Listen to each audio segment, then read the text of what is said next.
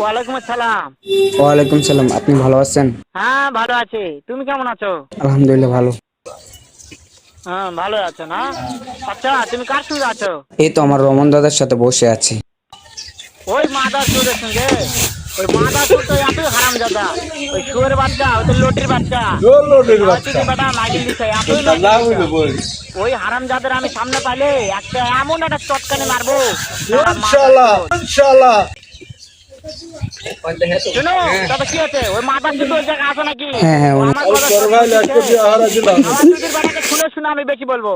শুয়োরের বাচ্চা, শুয়োরের বাচ্চাকে আমি একটা এমন একটা চটকানি মারবো, শালা শুয়োরের বাচ্চা, লটির বাচ্চা। তাই নাকি? ওই শুয়োরের বাচ্চা আমাকে মারতে চায়? শুয়োরের বাচ্চাকে আমি দেখা সাক্ষাৎ হলে বলে শুয়োরের বাচ্চাকে আমি এমন চটকানি মারবো, মাদার চোদ।